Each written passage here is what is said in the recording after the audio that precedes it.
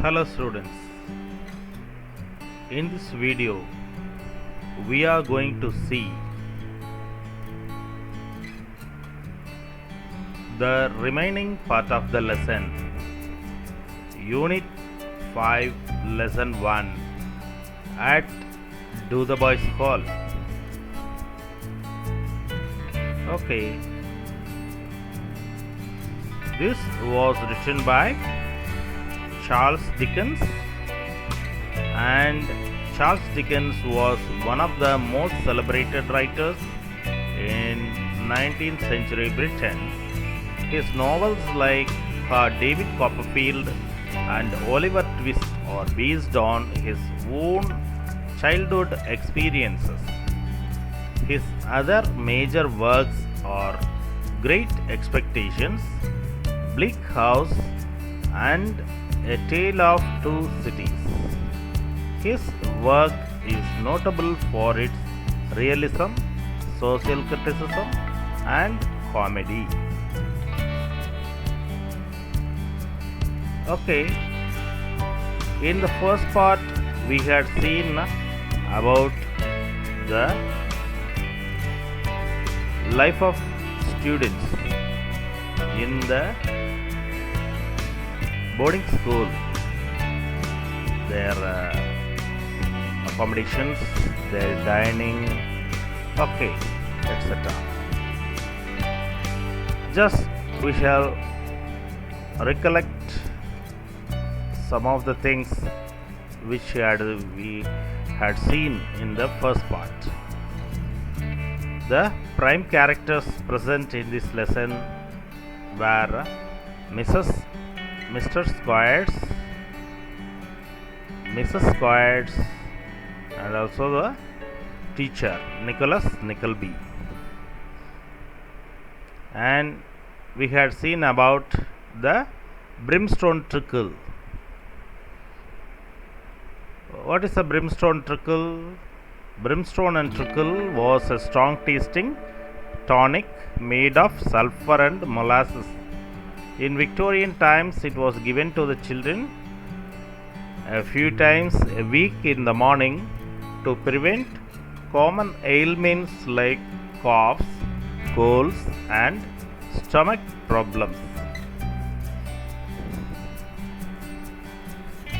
A meager breakfast followed the brimstone and trickle, comprising of small bowls of brown porridge eaten with a minute wedge of bread.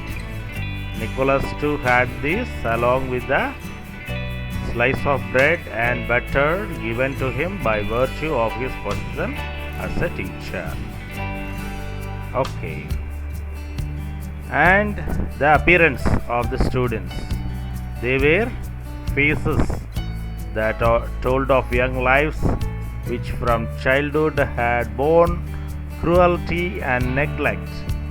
These faces would have been handsome but were darkened with the scowl of sullen, dogged suffering.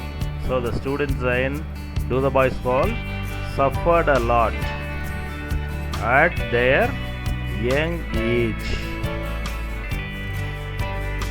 And the class, the first class of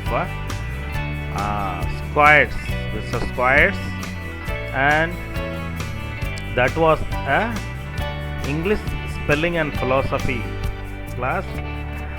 And in that, Mr. Squires, he was asking for the first boy, and one boy replied that he is cleaning the back parlor window. So he is, to be sure, replied Squires. We follow the practical mode of teaching. So Mr. Squires supports their deeds by saying that they follow the practical mode of teaching. And CLEAN, clean, verb, which means to make bright, and instead of saying window, he is saying winder, a casement. When the boy knows this out of a book, he goes and does it. Where's the second boy? Please, sir, he is weeding the garden. Okay, let's see what was the reply or what was the explanation given by Mr. Squires. So he is, said Squires. B-O-T, bot, T-I-N, tin, botin, N-E-Y, knee, botany, noun, a knowledge of plants. When he has learnt that botany means a knowledge of plants, he goes and gets to know them. That's our system, Nickleby. So here, even for the word botany also, Mr. Squires gave the wrong spelling, and the correct spelling is B-O-T-A-N-Y. But instead of this, he is saying that B-O-T-I-N-E-Y,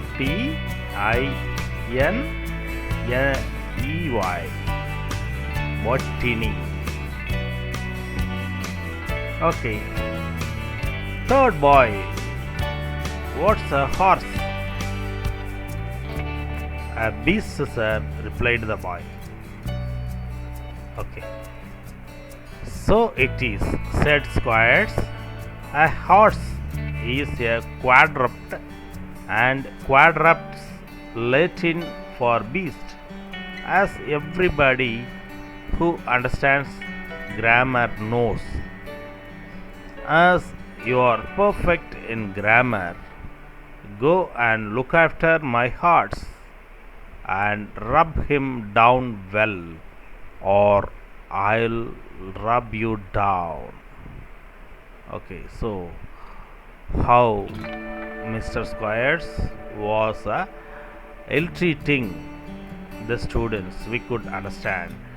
He asked the third boy to go and clean his horse and also look after it. The rest of the class, go and draw water till somebody tells you to stop, for it's washing day tomorrow. Okay, so the first boy was given a task to clean the window, and the second boy, he was given a task to he was weeding the garden, and the third boy was given a task to clean the horse and to look after the horse, and the remaining students were asked to go and bring water, because the next day was washing day. Okay, so they all of them will have to wash their clothes. Okay, so the deficiencies of Squires' teaching methods were made up for by lavish punishments. Nicholas had to stand by every day and see the unfortunate people of Dotheboys Hall, and they were punished for mistakes they did not make, knowing that he could do nothing to help them. Okay, so this is what the teaching method of so-called school at Dotheboys Hall school. Okay, so Mr. Squires had ill-treated the students by giving them many more personal works and also works of the school, which the school management had to do with its own money using a separate workers for that. But instead, the headmaster, Mr. Squares, he had asked all the students to do the works by the students themselves. And Nicholas Nickleby, he couldn't do anything because he needs the job, he needs money to look after his family. Okay, so by seeing all the atrocities of Mr. Squares, he kept mum. He could do nothing to help the students. Okay, the plight of one people in particular filled Nicholas with pity. It was Smike. Being older than the others, he had suffered many more years of ill treatment. Okay, Smike, he had suffered many more years in that school. Since he needed the job, Nicholas tolerated the quads language of Squares, the insults of Mrs. Squares, who declared that the new teacher was proud, haughty, with his nose in the air. Okay, so Mrs. Squares insulted Nicholas Nickleby as he was proud and haughty with his nose in the air. Nose in the air means he would look upwards and very proud like that. Nicholas Nickleby, he tolerated everything, the quiet language of Mr. Squares and also the insults of Mrs. Squares and the bad food and dirty lodging. Okay. One evening after lessons, Nicholas had been left with the boys in the chilly schoolroom.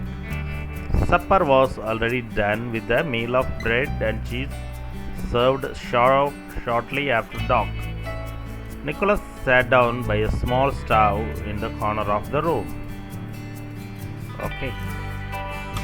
So, though he often thought of quitting, for the time being he had decided to stay.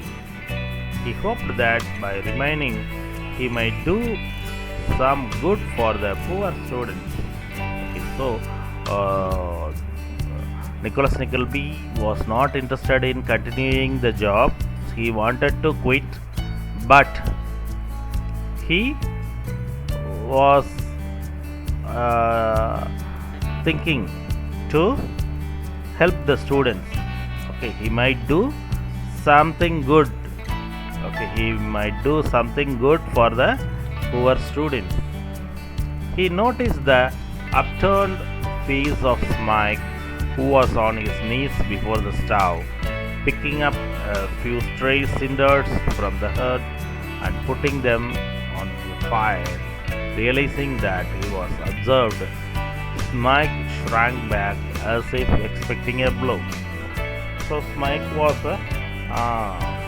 sitting near the stove, and also he was putting the few stray cinders inside the fire. And when Nicholas Nickleby stood up, Smike shrank back because he was afraid that Nicholas Nickleby might beat him. Okay. "You don't have to be afraid of me," said Nicholas kindly. "Are you cold?" So Nicholas kindly asked the boy that whether he was cold, and he don't need to afraid of him. For that he replied, no. Okay, the boy replied, no. You are shivering. I am not cold, replied Smike quickly. I am used to it. He was so obviously afraid of angering his teacher, and looked so timid and broken-spirited that Nicholas could not help exclaiming, "Poor fellow!" Okay, so he was suffering a lot. The boy Smike suffered a lot in Do the Boys School. Nicholas could do nothing except exclaiming, "Poor fellow!" If Nicholas had hit Smike instead, he would have slunk away without a word. But at the slightest hint of kindness, the boy could not hold back his tears. Okay. "Hush, hold your tears," said Nicholas, laying his hand on Smike's shoulder. So when Smike started crying, Nicholas Nickleby asked him to hold his tears, and he laid his hand on Smike's shoulder. "I have lost so many of my friends here since I was a child," cried Smike. So from childhood onwards, he was suffering a lot in Do the Bicycle School, and he said he had lost so many of his friends. They were younger than the youngest boys here now, and there is no hope for me. Okay, so this was the statement of Smike, that he had suffered a lot and there was no hope for him.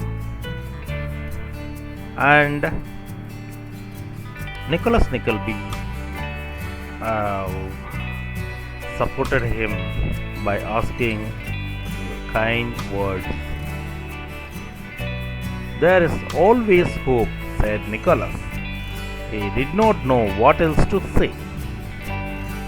"Do you remember the boy who died here?" "I was not here, you know," said Nicholas gently. "But what of him?" Okay, so as Smike told him that he had lost many of his friends, for that Nicholas Nickleby, by laying his hands on the shoulders of Smike, he anyway he tried to convince him, and also he asked the boy who had died there, who was a friend of Smike. "I was with him at night," replied the youth, "and when it was all silent, he cried no more for friends. He wished to come and sit with him. He began to see faces from home around his bed," he said. They smiled and talked to him. The bell rang for bed at that moment. Okay, so both of them were talking for more than hours. So after that, what happened?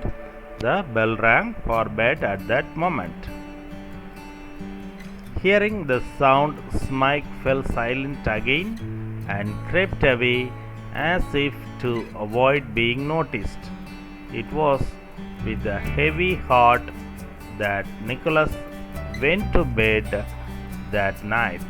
Okay, so by hearing the suffering of Smike, Nicholas Nickleby felt very bad and also sad when he went to bed. But soon there came a day when Smike, unable to face the Squire's torment any longer, ran away. He was found and brought back within 24 hours, haggard, wet, and covered in mud. Okay, so unable to tolerate the tortures and the ill treatment of Mr. Squires, one day Smike had run away from the school, and for his bad luck, he was caught again, okay, within 24 hours, and he was looking haggard, wet, and covered in mud. Okay, so the work Smike did would have cost the school 10 or 12 shillings a week in wages. Squires, who made severe examples for all runaways, decided to punish Smike harshly.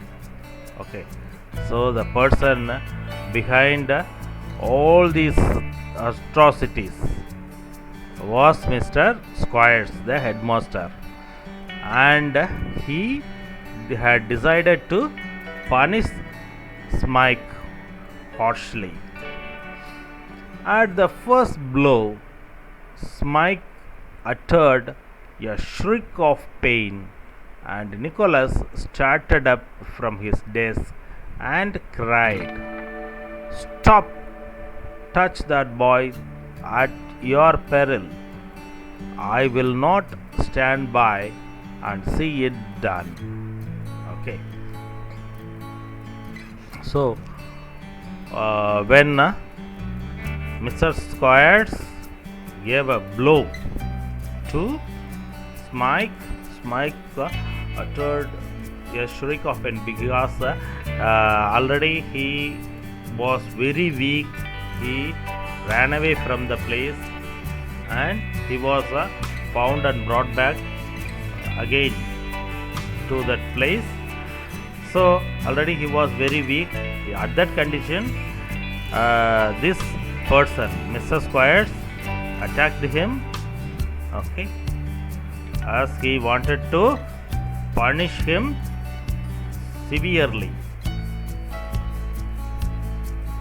For that, Nicholas started up from his desk and cried, "Stop! Touch that boy at your peril." Okay, so Nicholas, now unable to tolerate the ill treatment of the boys, he stood up and shouted that the Mr. Squires, the headmaster, should touch the boy at his own peril, because he didn't wanted to tolerate it more. I will not stand by and see it done. Okay, so by seeing all those things, he cannot tolerate those things. He had scarcely spoken when Squires, enraged, struck him across the face with his hand. Okay, for his bad luck, Mr. Squires enraged and struck Nicholas across the face, across his face with his can. So by this action, all Nicholas' rage and scorn broke loose. So Nicholas became very angry, and he was angry as much for Squire's cruelty towards his wards as for what that man had done to him. Okay, so Nicholas became very angry. He sprang upon the schoolmaster, snatched the can from him, and turned his fury upon the man until he roared for mercy.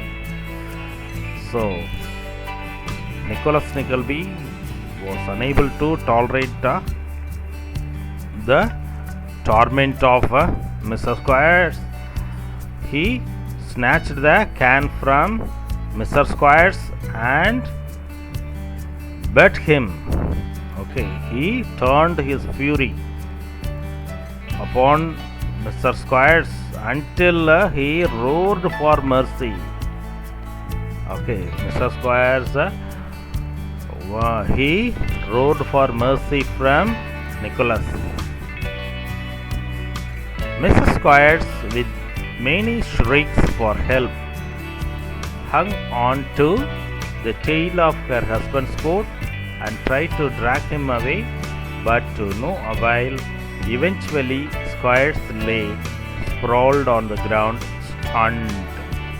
Okay. So, Mrs. Squires wanted to save her husband. Okay. So, she almost hung on to the tail of her husband's coat and tried to drag him away.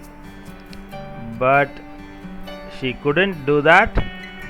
At last, what happened? Mr. Squires, he laid on the ground. Nicholas left the room, packed up his few clothes in a small leather valise, marched out by the front door, and struck for the road for London. Okay, so by beating Mr. Squires, the anger of Nicholas Nickleby reduced to some extent. After that, what happened? Mr. Squires laid on the ground. After that, Nicholas left the room. He packed up his clothes in a small leather valise and he had marched out by the front door and he struck for the road for London. Okay, he wanted to go back to his home. Okay, so he marched towards his home in London. With that, this lesson ends. Okay, students, have a nice day. Thank you.